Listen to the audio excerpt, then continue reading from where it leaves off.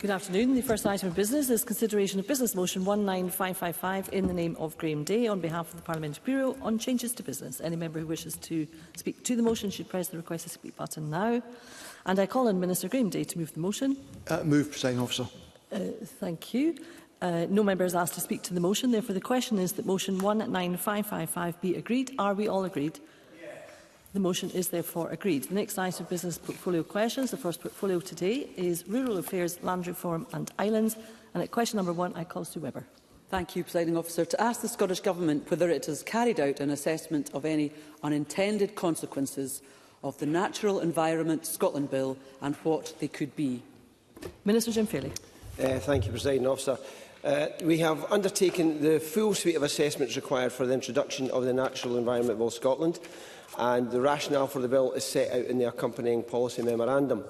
Ahead of the introduction, the Scottish Government carried out 3 public consultations and the proposals contained in the bill. The responses to these consultations have informed its development. In addition, officials have continued to engage closely with internal and external stakeholders, including non-governmental organisations, land managers and farmers, to identify and address any potential unintended consequences. Sue Webber. Thank you, Minister. This bill could seriously impact the deer management sector, allowing Nature Scots overreach and conflicting powers to be enhanced, whilst eroding the trust of those working in the sector. Meanwhile, BASC and the NFU Scotland have expressed significant concerns about the unintended impact of the bill's mandatory training provisions that come even without any grandfather rights on lowland deer management. This could create barriers to entry and reduce the pool of active deer stalkers, despite a lack of evidence indicating it's required. At a time when the Government is legislating for more deer to be culled across Scotland, why are they simultaneously ignoring such concerns? Minister. Ignoring concerns at all. I think I've already stated in my first answer that we are actively engaging with deer managers right across the country, both lowland and upland. In terms of the ability to have the capability to be able to shoot deer and shoot deer effectively, I don't think it's too much to ask to make sure that deer stalkers and those that are controlling deer have the prerequisite training to ensure that that's done safely and appropriately. Supplementary, Mercedes Vialba. Thank you. Environmental groups such as the RSPB have highlighted the high financial costs for removal of conifer seedlings and seed rain. As it stands, Nature Scot and other environmental restoration groups must use already stretched budgets to mitigate the environmental damage caused by the negligence of private companies. The concern is that if the bill doesn't address this issue, it may unintentionally further embolden big polluters. So does the Scottish Government support the principle that the polluters themselves must pay the cost for environmental damage their industry causes? Minister.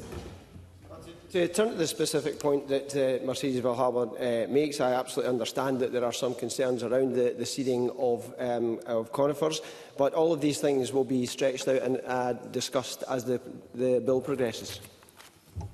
Question number 2, Michael Matheson, who's joining us remotely. Mr Matheson. To ask the Scottish Government how it will support path networks established under land reform legislation for outdoor recreation. Cabinet Secretary Mary Goujon. The right of responsible non-motorised access to land is world-leading in extent, scope and clarity. Access authorities, that's our local and national park authorities, have a duty under the Land Reform Scotland Act 2003 to uphold access rights and to draw up a plan for a system of paths, a core path network, which is sufficient to give local users and visitors reasonable access throughout their area. As a local authority responsibility, the Scottish Government supports this duty, primarily through the provision of the annual block grant to local authorities. Michael Matheson. I'm grateful to the Cabinet Secretary for her response. She'll recognise that the Path Network plays an important part of our recreational programme for walkers across Scotland. However, there is growing concern about the maintenance of the Path Network. We spend almost £188 million a year on active travel infrastructure, but less than 1% of that is allocated to our National Path Network. Can I therefore ask the Cabinet Secretary whether she would engage with her colleague, the Transport Secretary, to explore how a greater allocation of the active travel budget could be allocated to our National Path Network? Cabinet Secretary. First of all, just to say on that point, I'm more than happy to agree to engage with colleagues on that. I think some of the issues around funding for PASS have been that we have a number of different funds that fund a number of different areas, and I think it makes sense for us to utilise that funding in the best way possible and where it will have the best impact. Because I do think the rights of access that we have are world leading. We should be proud of that. But of course, maintenance of our core PASS networks is really critical too. So I'm more than happy to follow up with colleagues and write to Michael Matheson with a response. Supplementary, Ariane Burgess. I welcome the Cabinet Secretary's response, and I welcome the increased active travel investment, which was a key achievement of the Scottish Greens during our time in government. But does the Cabinet Secretary recognise that this funding is not reaching recreational paths in the countryside, which are under increasing pressure, and will she therefore ensure that the new rural support plan will provide funding for outdoor access, as is now the case in Wales and used to be the case in Scotland up until 2022? Cabinet Secretary. Ariane Burgess for raising that point, which again I think reiterates how important this issue is. Now, what I would say is that funding for access was devolved to local government in the Concordat, which was reached in 2008, so it does remain the responsibility of local authorities. But notwithstanding that, I think given some of the other funding streams we've talked about, I want to make sure that, of course, that funding gets where it needs to go and that we are helping to maintain those networks. So I'm more than happy to follow up with the member after this as to how we go about that. Question number 3, Stuart McMillan. Thank you, Presiding Officer. To ask the Scottish Government further to its consultation on proposals to introduce new licensing regulations covering a range of animal-related activities. What discussions it has had with Police Scotland and Trading Standards Scotland? Minister. Thank you, Presiding Officer. Officials from the Scottish Government's Animal Welfare Team meet with Trading Standards officers as part of their regular engagement with local authorities who are responsible for the enforcement of animal licensing legislation. There has been no discussions about licensing with Police Scotland since the consultation in 2023. Stuart McMillan. I thank the Minister for that reply. And the Minister will be aware that I hosted a parliamentary roundtable last week to discuss the regulation of pet services with Trading Standards, Scottish SPCA and Police Scotland, and also MSPs were in attendance. And the discussion recognised the challenges with enforcement of any potential new regulatory rules, but also that when complaints or concerns are raised about pet groomers, pet boarders or dog walkers, the lack of regulation covering these businesses prohibits either the police, Trading Standards officials or SSPCA officers from being able to act. So can the Minister therefore provide an update on the Scottish Government's position on the matter, and given that the consultation analysis demonstrated overwhelming support from the public to regulate pet services, and would encourage the next government after the election to introduce legislation to improve safeguards for pets? Minister. While the consultation undertaken demonstrated support for licensing, concerns were also expressed about the proportionality and the cost of statutory licensing, and about the capacity of local authorities to absorb and meaningfully enforce additional licensing requirements when budgets were already stretched. So we are therefore assessing whether less onerous and more proportionate approaches, such as registration schemes linked to codes of conduct, could deliver similar outcomes to licensing. Meantime, our immediate focus is to deliver on the proposal to regulate canine fertility businesses due to the significant animal welfare concerns associated with that sector. Question number 4, Willie Coffey. To ask the Scottish Government how it plans to deal with and improve land issues, in particular dereliction and abandonment in the urban setting. Cabinet Secretary. The Scottish Government has put in place an enabling policy framework, including National Planning Framework 4, which actively encourages the reuse of brownfield, vacant and derelict land and empty buildings. We back that up with targeted funding to tackle the challenges of long-term vacant and derelict land. And the Vacant and Derelict Land Fund allocated £7.6 million in 25-26 to the 5 local authorities with the greatest amount of long-term vacant and derelict land. The Vacant and Derelict Land Investment Programme has so far invested in 33 projects, bringing just over 112 hectares of land back into use. Willie Coffey. Thank the Cabinet Secretary for that answer. I've tried over many years to coax and cajole land and building owners to do something about the abandoned assets that they own within our towns, to ask them to either clean and tidy them up, repurpose them or even sell them. Mostly they ignore those pleas, since the councils usually only act if a property becomes a danger to the public. So abandoned land and derelict buildings can be the norm in many towns in Scotland. Does the Cabinet Secretary agree that it's maybe time for a different approach to this, away from legislation and serving notices, and to promote a more cooperative approach that brings owners, retailers, the community and local councils together to bring about positive change and to steadily improve the environment within the urban landscape, in particular, that we all share an interest in. Cabinet Secretary. I welcome the points that have been made by Willie Coffey, because I absolutely appreciate just how frustrating this can be for communities and what a blight it can be for communities too. So I'm more than happy and open to any new approaches that he might be willing to suggest. Of course, this straddles a few different portfolios, so I'd be keen to have those discussions with colleagues as well and raise that with them. But I do think it's also important to point out just some of the other pieces of work underway, which I think could help with some of the issues that Willie Coffey has outlined. We've had the consultation on community right to buy, which closed at the start of October, so there could well be impacts from that could be relevant here, given the community rights to buy that there are for abandoned, detrimental and neglected land. And there's also a consultation underway on compulsory sales orders, which again could help with some of those issues. Supplementary, Rhoda Grant. The Scottish Government's land reform bill that we're currently voting on excludes urban Scotland and other settlement types unless they're situated on large land holdings. There's no mechanism to ensure that the public interest is considered in urban land management or urban land sales. My colleague Paul Sweeney, MSP, has highlighted that in Glasgow, 53% of the population live within 500 metres of derelict land. The Scottish Government have long stated that work is underway, including the current review on community right to buy. But can I ask the Cabinet Secretary if she will tell us what steps they will take to deal with this and when we can expect that work to happen? Cabinet Secretary. Rhoda Grant raises really important points, as did Paul Sweeney, I think, when he spoke in the debate on some of the amendments we were discussing during stage 3 of the land reform bill. Now, again, the approach that we've taken through the land reform bill is to focus on rural land, because that's based on the recommendations from the Scottish Land Commission's report as where the issues were more pressing. But that doesn't mean that we forget about urban areas and the pressures that exist there. I've outlined some of the work today, and Rhoda Grant has touched on it as well, in terms of the consultation on community right to buy and the review of that. And I've also touched on the consultation in relation to compulsory sales orders and compulsory purchase orders too.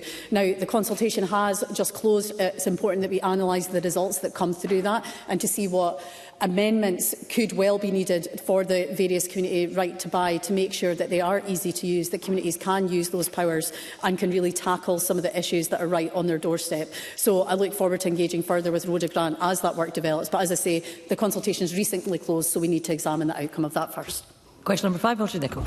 Thank you, Presiding Officer. To ask the Scottish Government what assessment it has made of the impact of the UK-wide Fishing and Coastal Growth Fund on opportunities for innovation that maximise the value created by Scotland's seafood industry. Cabinet Secretary. The allocation of just 7.78% of this fund to Scotland is an insult to our vital fishing industry and coastal communities. It is unacceptable and must be reconsidered. Scotland accounts for over 60% of the UK's fishing capacity in seafood exports, and Scottish vessels land over 75% of UK quota species. Now, we made clear to the UK Government that Scotland's allocation should be at least 46%, reflecting our share of the UK's EU's fishery funding. This unfair allocation severely restricts our ability to support critical innovation as our industry faces mounting pressures, and I strongly urge the UK Government to reconsider. Audrey Nicholl. The Cabinet Secretary for her response, and indeed the insulting offer of just £28 million of the £360 million is a hammer blow for our fishing sector. Seafood Scotland is driving the development of a Scottish Ocean Cluster, joining the vanguard of countries researching how to extract more value from fish byproducts. So in the face of the legacy of Brexit and a woeful UK Government funding offer, does the Cabinet Secretary agree with me that initiatives such as the cluster could serve as a catalyst for innovation, importantly developing new market opportunities and ensuring the economic benefits generated flow directly back into the seafood sector? Cabinet Secretary. I couldn't agree more with the points that have been made by Audrey Nicholl, and I think just to recognise the incredible work that Seafood Scotland do, because they're always looking to do more, they're constantly innovating. But of course, think about how much more they could do were we to get the full opportunities that should be coming to us through that funding and not be left with the share that we've got. Now, I do look forward to meeting with Audrey Nicholl and with Seafood Scotland next week to hear more about the Ocean Cluster project, because I think it is really exciting and I'm really looking forward forward to those discussions. But again, I just have to reiterate, the poor allocation to Scotland from the UK Fishing and Coastal Growth Fund really restricts the Scottish Government's ability to support the seafood industry and really for us to take more of these innovative steps. Question number 6, Karen Adam. Thank you, Presiding Officer. To ask the Scottish Government what it is doing to support the Scottish fishing industry. Cabinet Secretary. The Scottish Government is committed to building a thriving, sustainable fishing industry, recognising the importance to Scotland's economy. The Marine Fund Scotland provided £14 million this year to marine interests, including fishing, but the UK Government decision to allocate Scotland only 7.78% of the Fishing and Coastal Growth Fund is unacceptable, and we will work to have this decision revisited. Now, we negotiate with our fishing neighbours to manage shared stocks, promoting the best interests of our industry, and our ambitious programme to modernise regulation, introduce our future catching policy and improve inshore fisheries management underpins the sustainability of the industry. Karen Adam. I thank the Cabinet Secretary for that answer, and I note that she does a lot of work, particularly in my constituency of Banffshire and Buchan Coast, and is praised for her collaborative work with the Scottish fishing sector.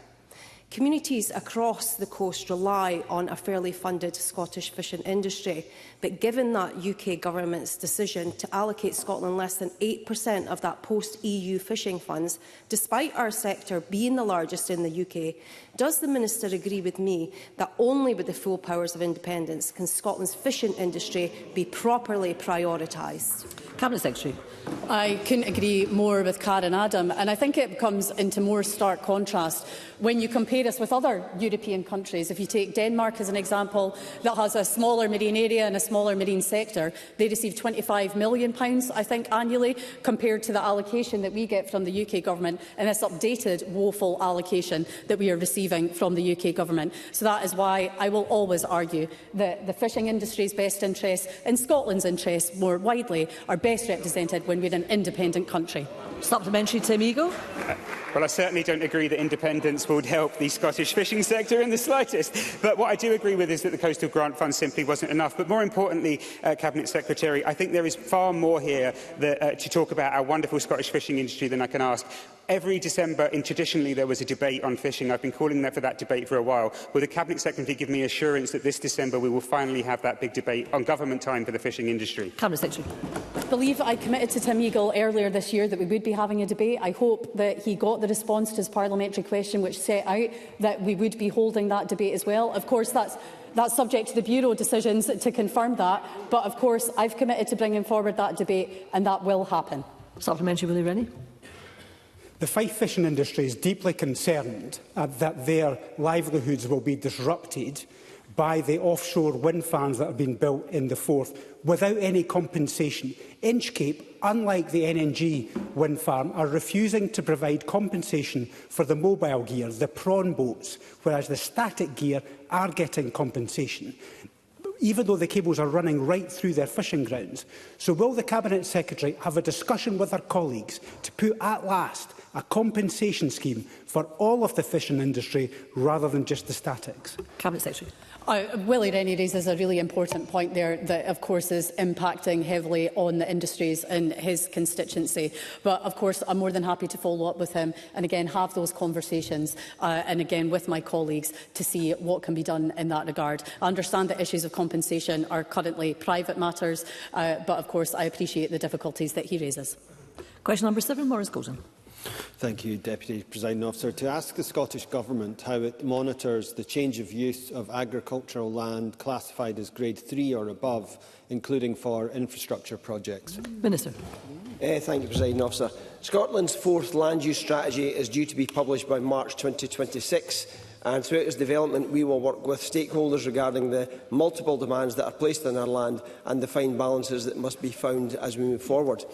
The National Planning Framework for Souths policy has safeguards in place for our best farm land and only supports new development proposals on prime agricultural land or locally important agricultural land of lesser quality in limited circumstances.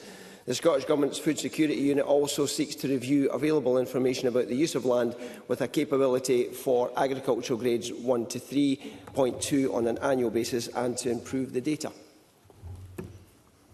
Maurice Golden. Thank the Minister for that answer. In recent years, a number of infrastructure projects, from energy transmission and battery storage to housing, have been proposed or developed on agricultural land. While individual projects may have a limited impact, and some, such as solar farms, may be reversible in the long term, does the Minister share my concern that without monitoring their Scotland-wide cumulative effect, localised planning decisions could undermine our long-term food security? Yes. Minister. Maurice Gold makes a very valid point, but the National Planning Framework 4 seeks to ensure that the balance is struck between ensuring land is protected and other objectives relating to land use are achieved. The potential impacts on communities' nature, including prime agricultural land, there are important considerations in the decision-making process, and all applications are subject to site-specific assessments. So I hope that the Chamber has some confidence that we actually have the provisions in place to help protect the land. Question number 8, David Russell. Thank you, Presiding Officer. I apologise for being a wee bit late at the start. To ask the Scottish Government what it's doing to support new farmers and crofters in South Lanarkshire. Minister. Thank you, Presiding Officer. We are committed to supporting new farmers in South Lanarkshire. The Farm Advisory Services provide peer-to-peer groups, mentoring and advice across a range of topics relevant to new entrants. They were one of the prioritised groups in the Future Farming Investment Scheme, and they can access National Reserve payments. Wider national support is available through the Farming Opportunities for New Entrants, the Scottish Land Matching Service, the Land-Based Pre-Apprenticeship Programme and the Next Generation Practical Training Fund. Unlike elsewhere in the UK, Scotland remains committed to direct support and additional voluntary coupled support, and South Lanarkshire is not a crofting county, so there are no crofters there. David Russell. Thank the Minister for that answer.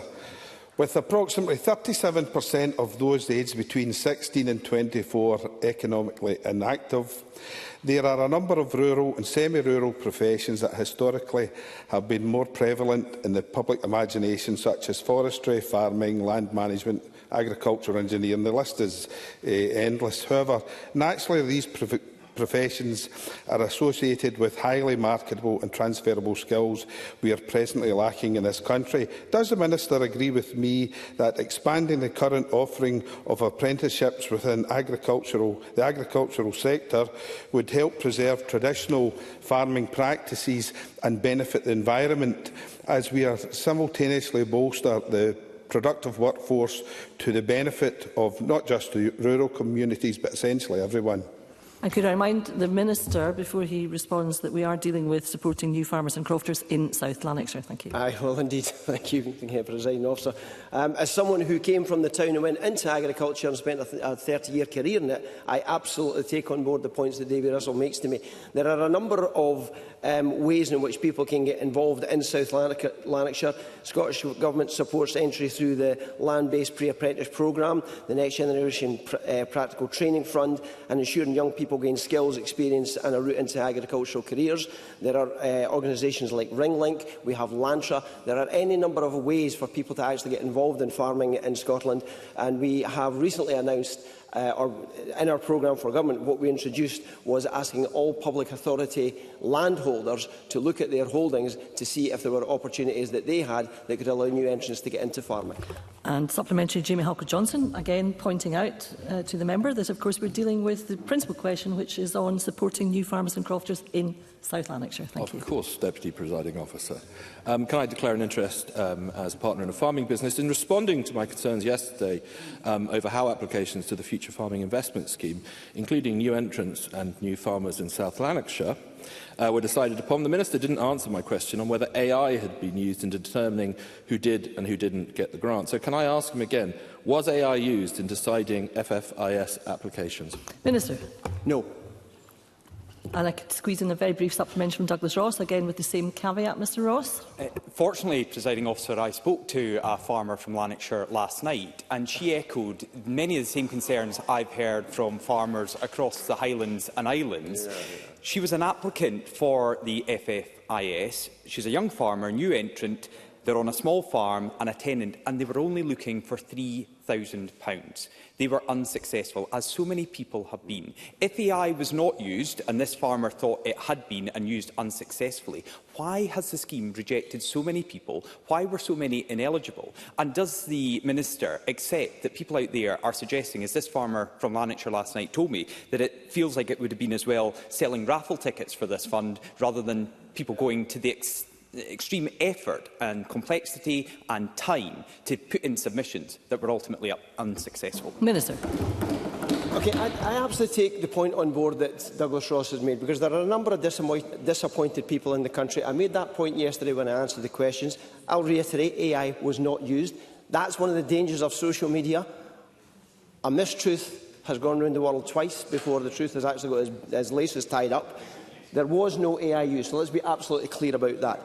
In terms of the numbers of people who have actually not been successful, that is a reflection of the number of people who applied, because it's been a very successful scheme. We have got £21.5 million or £21 million out into farmers as soon as we possibly could. We have prioritised the groups that we did, and this is a successful scheme, but what it shows is that we've got more targeted work to do when we bring other schemes forward to make sure that we get as many people with funding as we possibly can. Thank you, Minister. That concludes portfolio questions on rural affairs, land reform and islands. There will be a very short pause before we move on to the next portfolio to allow front bench teams to change position. Thank you. If they could do so quickly as well, that would be helpful.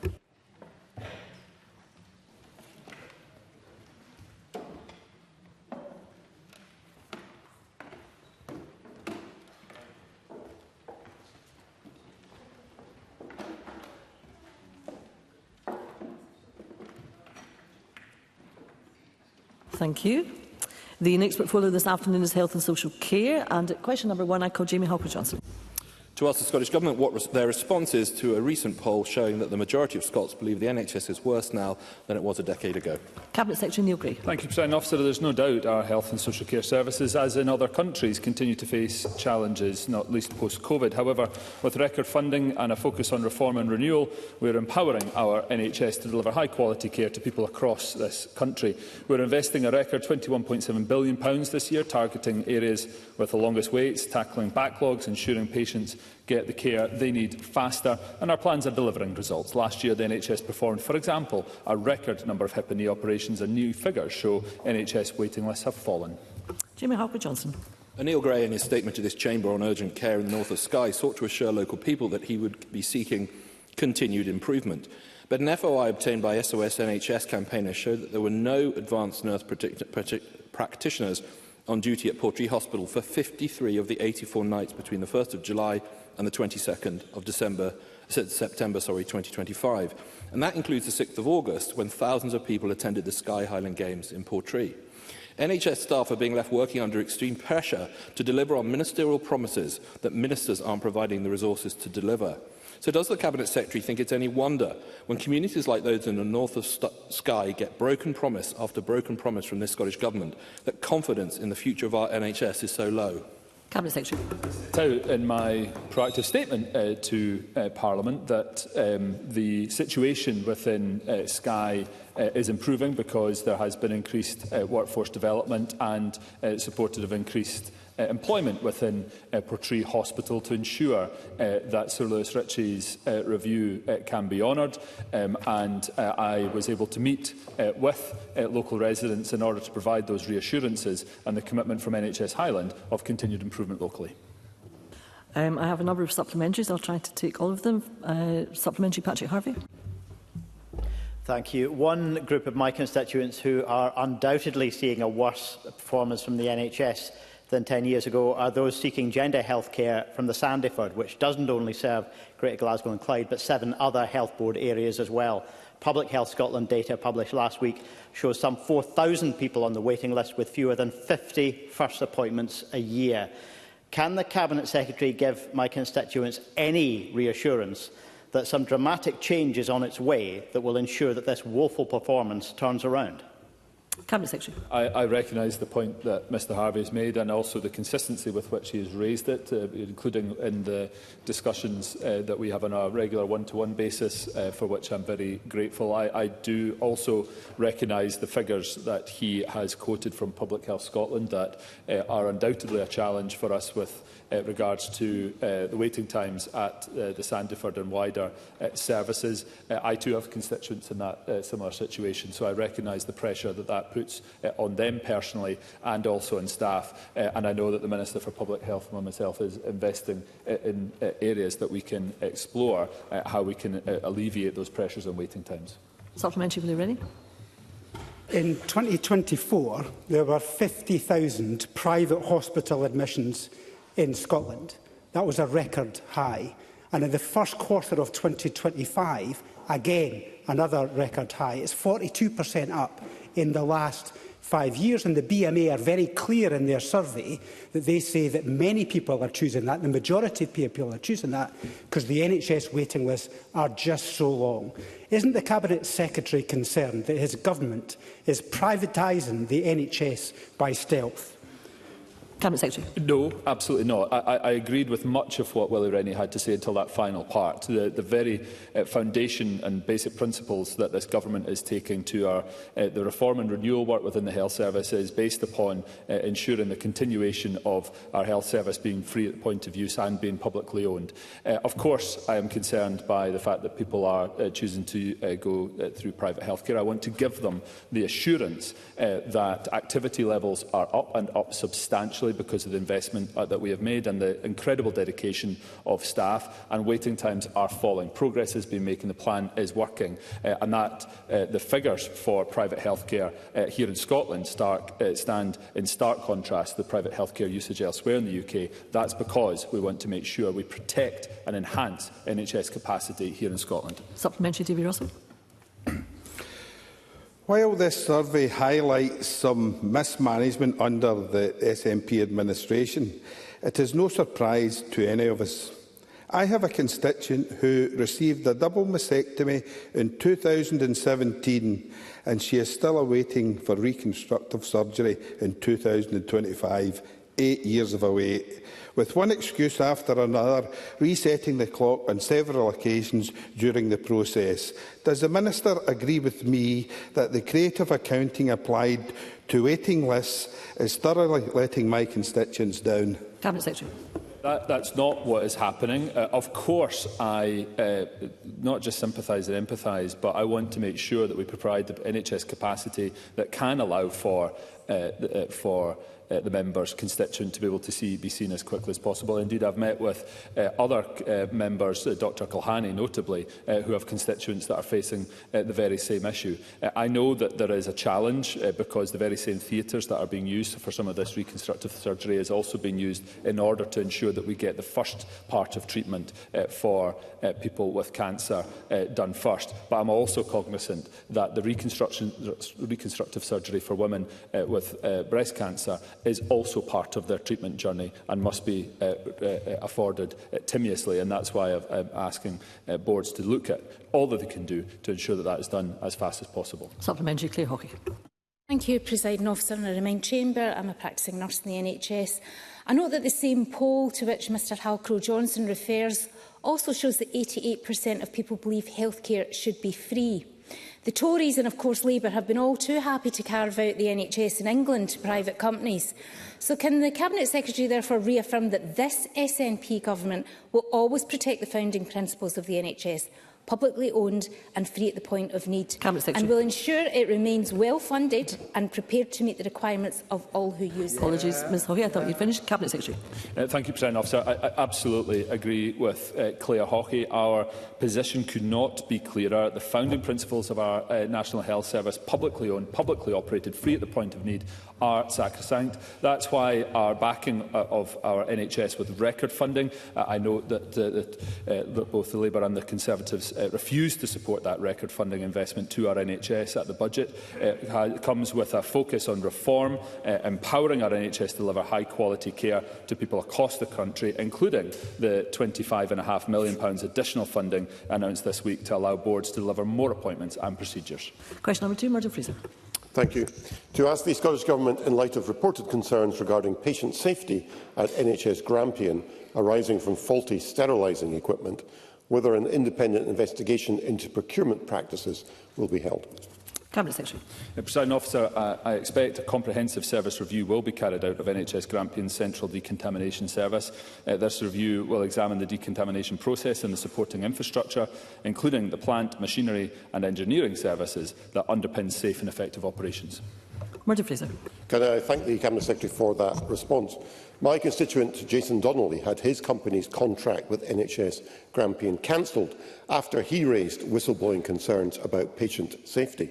The First Minister is on record on 2 separate occasions calling for an independent investigation into these matters based on evidence provided through freedom of information. It is clear there has been maladministration on the part of NHS Grampian. So how will the Scottish Government now provide redress in accordance with the Scottish Public Finance Manual for my constituent's company for the unjustified wrong that was done to them? Cabinet Secretary. I thank Murdo Fraser for his question and for the correspondence on behalf of his constituent that I have corresponded on both to him and the First Minister on in a constituency capacity.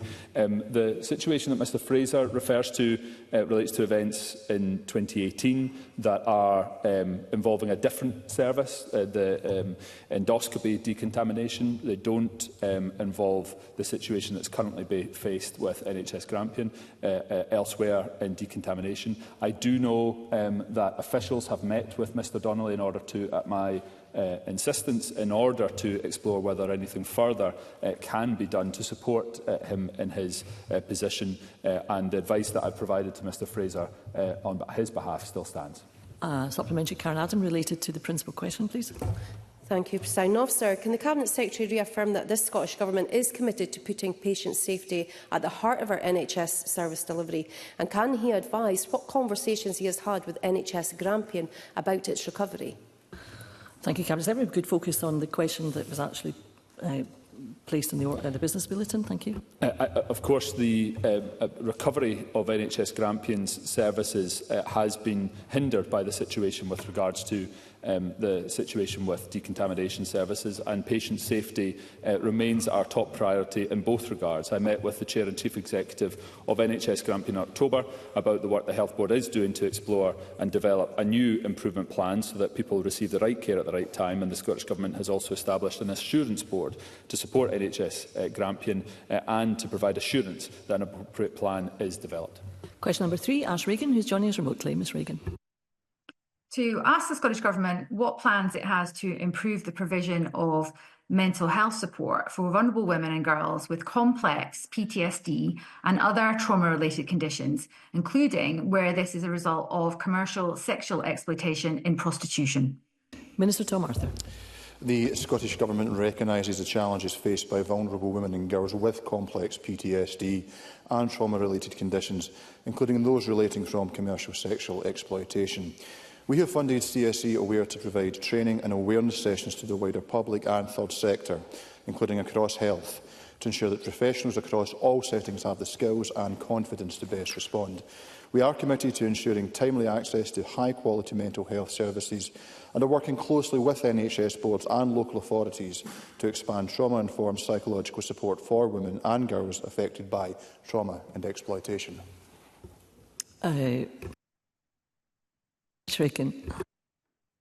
Minister, evidence shows that women who are exploited through prostitution experience extraordinarily high rates of complex PTSD, with trauma comparable to state torture survivors and combat veterans. Symptoms include things like emotional dysregulation, identity disruption, and lasting relational difficulties. While services like the Anchor in Glasgow and the River Centre in Edinburgh provide excellent care, specialist complex PTSD assessment and recovery support remain quite scarce across Scotland. So will the Scottish Government commit to investing in long-term trauma-informed recovery programmes, specialist complex PTSD diagnosis and practitioner training, and recognising this as a gender-based violence that impacts deeply on those, ensuring that they get the support and sustained interventions that they need? Minister. Can I thank Ash Regan for raising these matters, both in our substantive and our supplementary question. As you'll be aware, there has been significant investment in our mental health services and indeed for our National Trauma Transformation Programme, significant and sustained investment with partners right across the public sector to support a trauma-informed approach. But nonetheless, the matters that she raises are extremely serious, and I want to assure myself that we are collectively in government and with our partners in the local government doing everything we possibly can to provide support. So in that, I undertake to explore this matter in more detail. I'd be happy to engage with the member directly if she would find that useful. And I will direct my officials to provide me with further briefing on this matter, and will be happy to write to the member as a means of following up. Question number 4, Liam Kerr. To ask the Scottish Government what action it is taking to provide financial scrutiny over NHS Grampian. Cabinet Secretary. Officer, NHS Grampian has been escalated to stage 4 of the support and intervention framework, which allows them to receive support from the Scottish Government commensurate with their challenges. As a result of the escalation, the Scottish Government have set up an NHS Grampian Assurance Board, which frequently challenges NHS Grampian's financial management and position. We have also provided funding for an interim Director of Improvement, a diagnostic report on NHS Grampian's financial challenges, and meet weekly with NHS Grampian to monitor progress against financial targets. Liam Kerr. Thank you. Well, yesterday's damning Audit Scotland report warned contending with a £68 million overspend in 2025-26 will require NHS Grampian to make big changes to its health and social care provision. The full implications of the SNP government and NHS Grampian's failures to manage the finances remain unclear, including if there will be further delays to the Anchor Centre and the promised National Treatment Centre. So a straight question, Cabinet Secretary. Will these financial troubles delay the Anchor further? And when are we getting the National Treatment Centre we were promised? Cabinet Secretary. No, Presiding Officer, the progress continues to be made in terms of the delivery of the Baird and Anchor, and I very much look forward to the additional capacity that will bring. In terms of the National Treatment Centre programme, he will be aware of the situation that there is with regards to a capital position facing this government and the health board and the health portfolio in particular. There is currently a pause other than those areas that are currently in development or those set out under ministerial priority. However, we await the Treasury and the Chancellor's budget statement later this year, later this month, where I remain in hope that we might see an investment in our economy that would come from increased capital investment and would allow us to take forward these projects much faster. Supplementary, Audrey Nicholl. Thank you, Presiding Officer. And I welcome the Cabinet Secretary's continued focus on NHS Grampian and the significant financial challenges it is facing.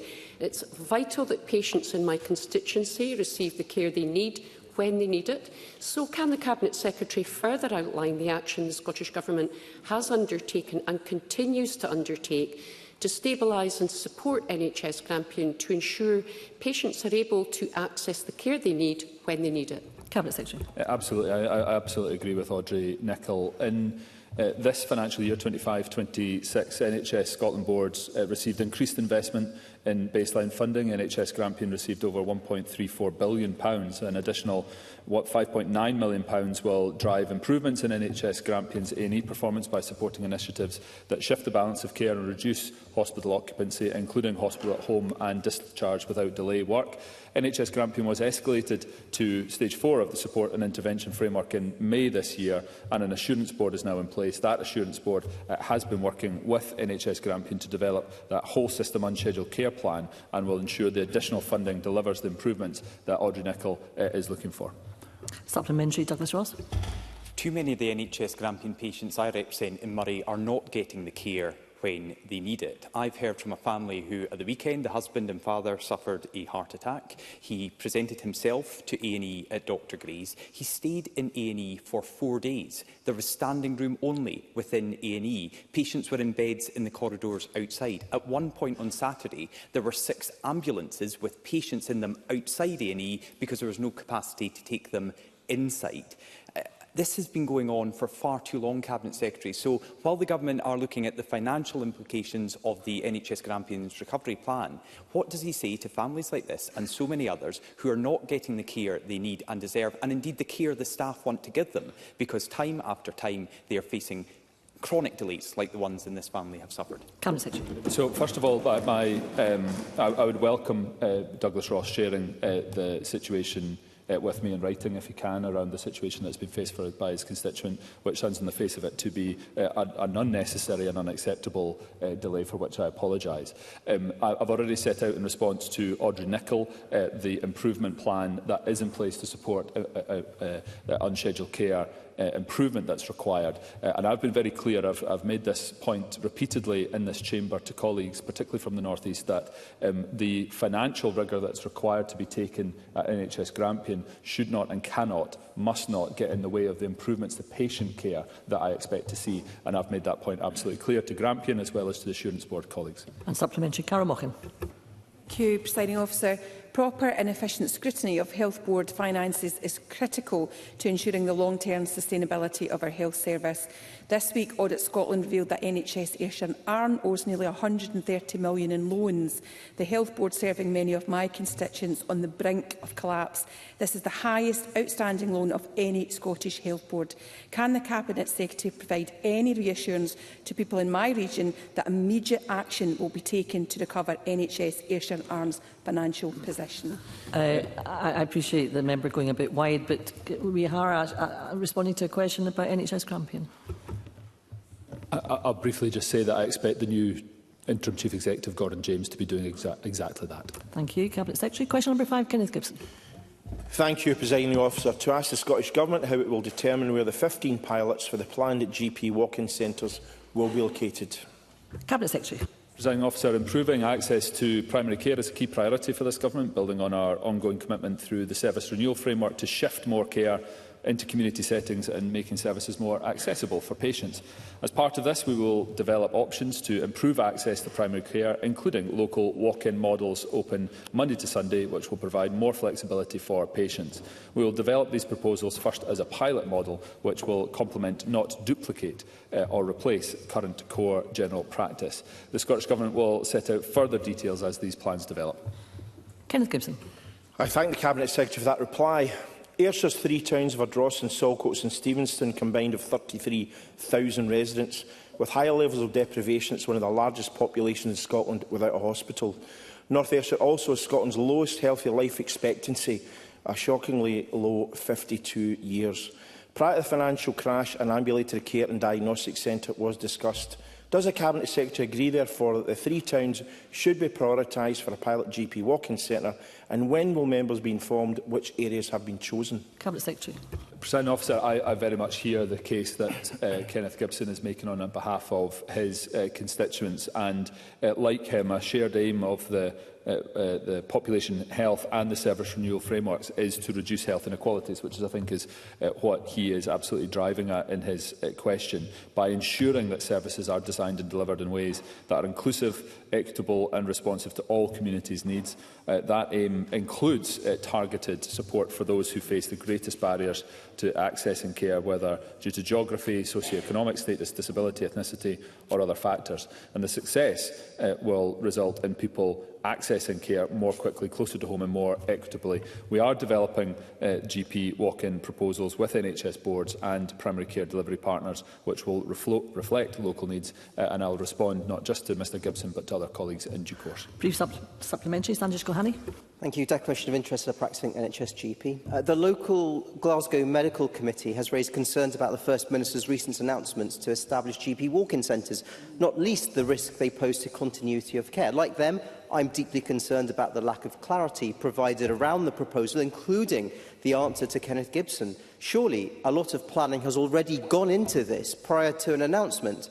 Yet, when I wrote to the First Minister, I received no information on when these walk-in centres will be delivered, where they will be placed, how they will be staffed and how much they will cost, strengthening the view that this policy is nothing more than an election stunt. Perhaps the Cabinet Secretary can disprove this charge and tell me when these walk-in centres will be delivered, where they will be placed and how they will be staffed and how much each will cost, because the work must have been done.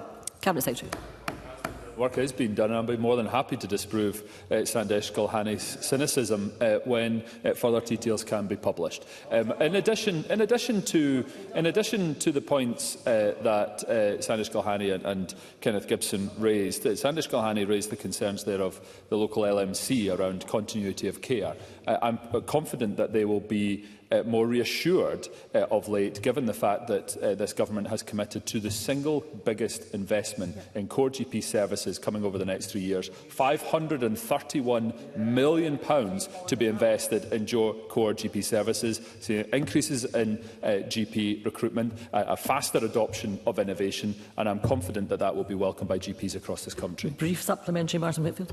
Very grateful, Deputy Presiding Officer. Of course, we must pay attention to Dr Ian Morrison of BMA Scotland, who's pointed out that the existing walk-in centres do not necessarily demonstrate good value for money. So we must keep thinking about this. But on the back of the announcement that was made last week, which Neil Ray has just referred to, can you confirm how much money GP practices will see before the election next May? Cabinet Secretary. Yes, I can. In the budget, there will be an additional £98 million for general practice, as per the decision that the Parliament will take as to the budget process, for which I am confident that Labour, Martin Whitfield included, will be supportive, given this incredibly important investment coming through.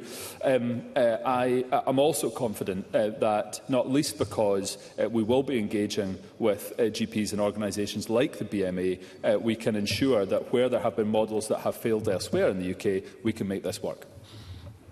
Question number 6, not lodged. Question number 7, Polly McNeill. To ask the Scottish Government what assessment it has made of the potential impact the proposed 15 walk-in primary care clinics will have on health inequalities. Cabinet Secretary. Presiding Officer, improving access to primary care is a key priority for this Government, building on our ongoing commitment through the Service Renewal Framework to shift more care into community settings and make services more accessible for patients. As part of this, we will develop options to improve access to primary care, including local walk-in models open Monday to Sunday, which will provide more flexibility for patients. We will develop these proposals first as a pilot model, which will complement, not duplicate, current core general practice. The Scottish Government will set out further details as these plans develop. Polly McNeill. I wonder if the Cabinet Secretary has looked at the evidence from England that shows that GP-led walk-in centres were primarily used by younger, more affluent patients with minor self-limiting conditions.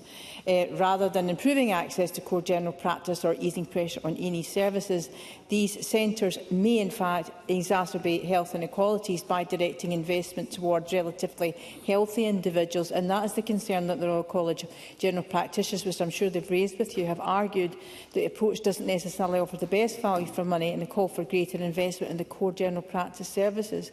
So I wonder if the Cabinet Secretary could answer the question that perhaps before any new models of care that they proceed with, they should first strengthen the core general practice to improve access and tackle health inequalities first. Cabinet Secretary. I can confirm to Polly McNeill that we're doing both. We're investing £531 million, the single biggest investment in core GP services coming over the next 3 years, pending support of Parliament for the Government's budget and the budgetary processes, to ensure that we can expand core general practice, so we can employ more GPs and for more people to be seen within general practice. We are also going to ensure that we bring forward more flexibility for patients to be able to see, ensure that they can get through the front door of the NHS as easily as possible. That's where the pilot for walk-in clinics comes from. I've been heartened by some of the engagement that I've had, including with the deep-end GP practices, around how we can ensure that we do use this model to tackle health inequalities, and that engagement will continue. Question number 8, Emma Roddick. Presiding Officer, to ask the Scottish Government what action it is taking to ensure comprehensive emotional, bereavement and practical support is accessible for people who have experienced baby loss. Minister Jenny Minto. Thank you, Presiding Officer. The loss of a baby, no matter at what stage of pregnancy, has a profound and lasting impact on women and their families, and I offer my deepest sympathy to anyone that has experienced baby loss. Care and support should be tailored to individual circumstances, and for most people this will come via health boards or third sector organisations. A small number may require specialist mental health services via maternity and neonatal psychological intervention services, and our continued investment since 2019 has meant a substantial increase in services available. NHS boards are also implementing the National Bereavement Care Pathway for pregnancy and baby loss. Emma Roddick. I thank the Minister for that response. I have been supporting a constituent who experienced a very traumatic miscarriage. Many of the difficulties that she faced arose from miscommunication or, in some respects, a total lack of communication, and she had not been made aware of much of the support that is available to her. While I recognise the extensive work that the Minister mentioned that's been done to improve miscarriage care standards in partnership with those who know exactly what it means when we get that wrong, it is troubling to hear of instances where those standards have not been put into practice. So what further steps can be taken to ensure that health boards have the necessary resources to provide comprehensive training for staff who work in dedicated early pregnancy units, so that those experiencing baby loss, wherever they are, receive the support and the compassion that they deserve? Minister. Thank you, and I thank Emma Roddick for raising this in the Chamber. I recently attended a roundtable in Parliament led by the Baby Loss charity Held in Our Hearts, and it was attended by those who had experienced baby loss, researchers and, importantly, health boards. It was a very powerful event, and I believe that to enable the best support for those families, it's a combination of all these stakeholders working together. And earlier this year, I was pleased to announce the delivery framework for miscarriage care in Scotland, supported by £1.5 million in funding, which sets the expectation that NHS boards ensure all staff receive training in providing compassionate, culturally competent care after miscarriage and other early pregnancy complications. Thank you, Minister. That concludes portfolio questions on health and social care. There will be a brief pause before we move on to the next item of business to allow front bench teams to change position. Thank you.